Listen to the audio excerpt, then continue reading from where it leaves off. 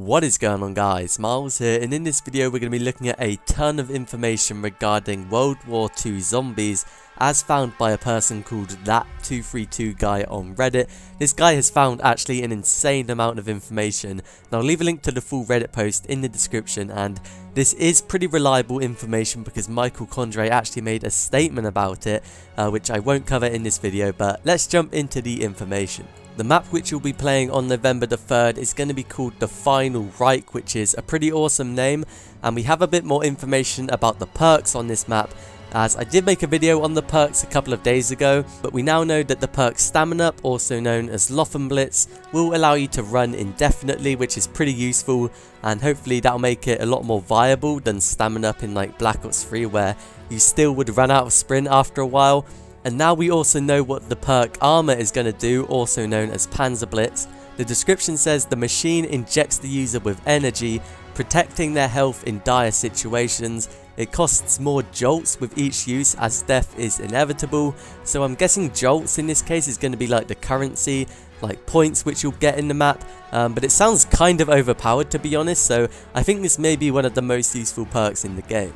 You may be thinking that the armor perk is basically quick revive from the other games, but that is not actually the case, as quick revive is going to be called Blitz, so I'm really interested to see what Blitz actually does. Moving on to classes, this is going to be a new feature and it sounds pretty awesome, as there are a total of 4 different classes and each one has an ability which I believe has like a charge up time, similar to like specialists in Black Ops 3 multiplayer and stuff. The first one we have is called Offense. We also have Control, Support and Medic. For the Offense class, the ability is called Free Fire, which allows you to shoot your weapon without using any ammo at all, which is basically infinite ammo for a short amount of time. For the Control class, we have an ability called Shell Shock, which creates a burst originating from the player, knocking back nearby zombies and applying light damage to them, and also stunning them for a short amount of time, so that does sound pretty badass. The support ability is called Frontline, where all zombies will chase the user and the support player will deal double damage to the zombies during the ability. And finally for Medic we have Camouflage, where the player is ignored by zombies, which will allow you to revive fallen teammates, which will be pretty useful.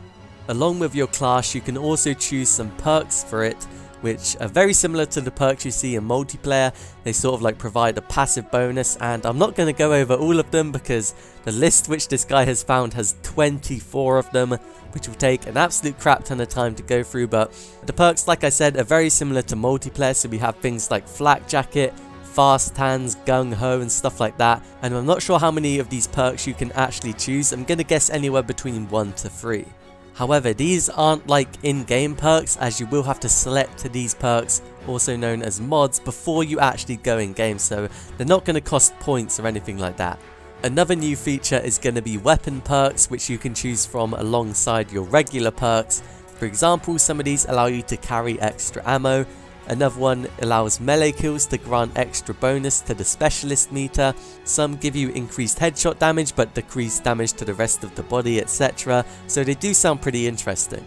Like we saw in Black Ops 3 and Infinite Warfare Zombies, there will be some form of microtransaction in WW2 Zombies as well. However, it does work quite a bit different to what we saw in Black Ops 3 and Infinite Warfare. So basically you can get these things called consumables, which you can only use for one game, and for the rarities you can get either common, rare, legendary or epic, and the rarity only increases the amount you get rather than what you get. So if you get a common, then you can only use it once. If you get a rare, you can use it twice. A legendary you can use 3 times, and an epic you can use 4.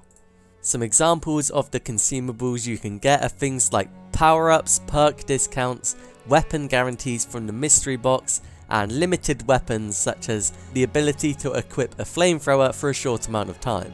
There are 2 different camos which you can get on this zombies map, and I won't show them on screen, but I will leave links to them in the description so you can check them out, and that will mean Activision won't take down this video, which will be kind of nice. But the first one is a Pack-a-Punch camo and the other one is called Blood Raven, which looks pretty sick, but I'm not exactly sure how you get it. Maybe it's for like completing the Easter egg. And finally, there are 5 different wonder weapons in this map, and we do only know the name and not what they do. So let me know in the comments what you think the following weapons do. we have the Jack in the Box, the Bloodthirst, the Reaper, the Hurricane and Midnight. So that sums up an absolute ton of information regarding Nazi zombies in Call of Duty World War II. Like I said earlier, credit goes to that 232 guy on Reddit for finding all this information. What an absolute legend. Let me know what you think of this info down in the comments below, and if you found it useful, leave a like on the video and subscribe to the channel for more, and I'll see you guys in my next video.